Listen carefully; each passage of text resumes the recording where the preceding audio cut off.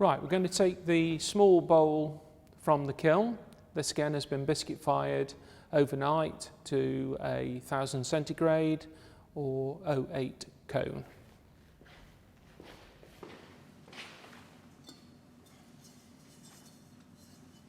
Again, we just check the pot, make sure there's no splits or cracks, and that we're happy with the firing.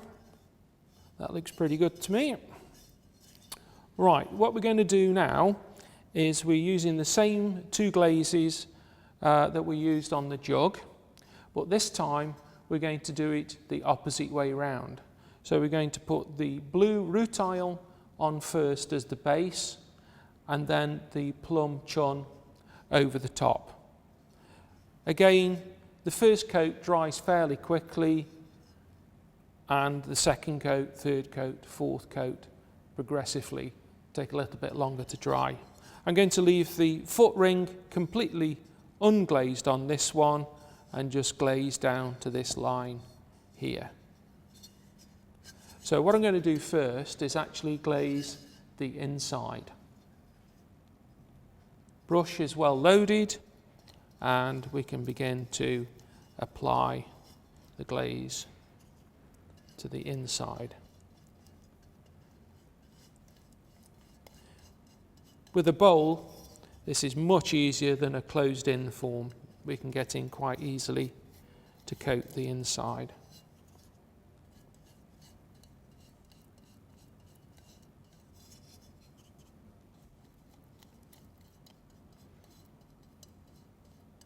Remember to make sure that you don't miss any spots. When there's a good contrast between the glaze and the colour of the body, this is quite easy. Obviously it would show through as a white spot. It's a little bit trickier if the glaze colour in its raw state is close to the colour of the body. So for instance, if we were painting this onto a terracotta body, it would be more or less a red glaze onto a red pot. I'm going to pop this down on the whirler now. While the inside dries, I can start to apply the glaze to the outside of the pot.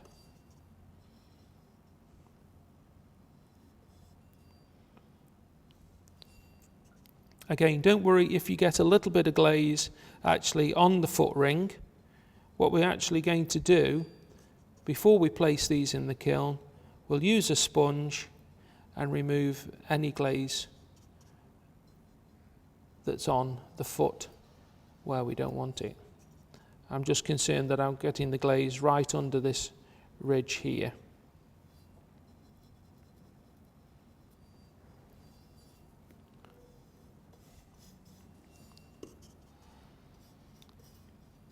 I can then begin to work my way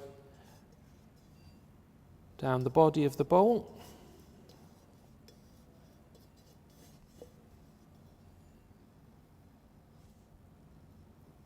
Just noticed a little spot there where I needed to push the glaze underneath.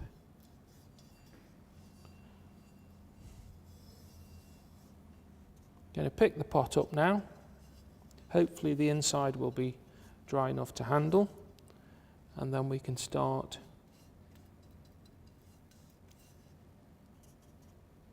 to finish off the first coat on the outside.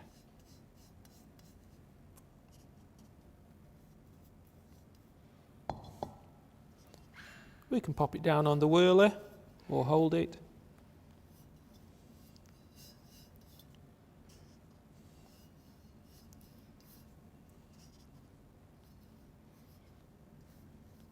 The advantage of this, because there's no glaze on the foot, we can put this down on the whirler without damaging the glaze. Again, I'm just making sure I get the glaze right into these little sort of nooks and crannies here. All these lines and distortions help to emphasize the qualities of the glaze when it's fired.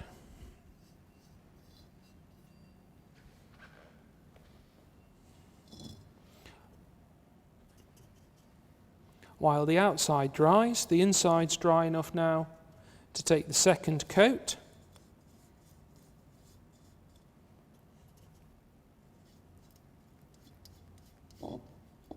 I'm going to put 2 coats of the blue rutile all over the surface of the pot, so that's both inside and outside.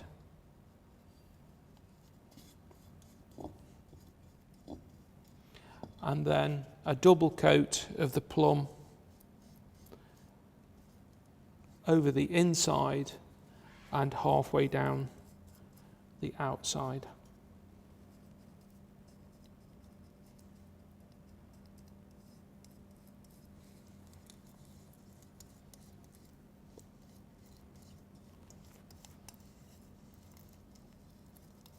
So that's the inside, having had the 2 coats. Now that this is dry enough, I can flip that over and put the second coat of the blue chun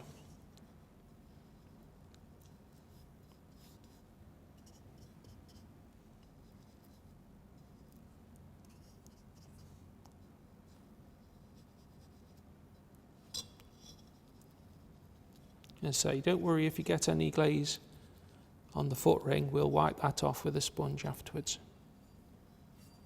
Smooth that in.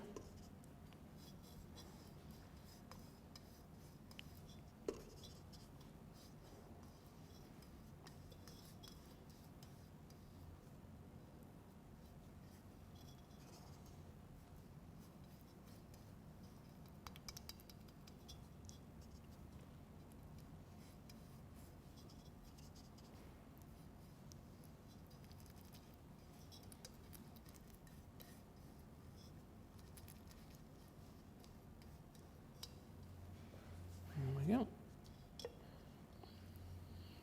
And then turn that over and just finish off the second coat to the outside.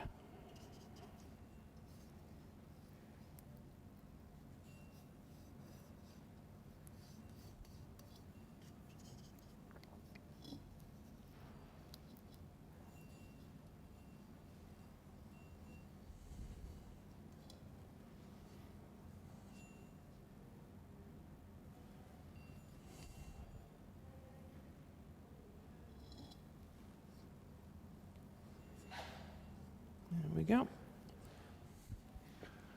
That's the second coat complete.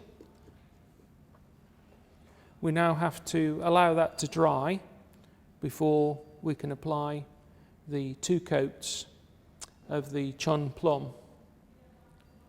On the inside, 2 coats inside and 2 coats outside to this line here. And then hopefully we'll get some movement and interaction between the 2 glazes.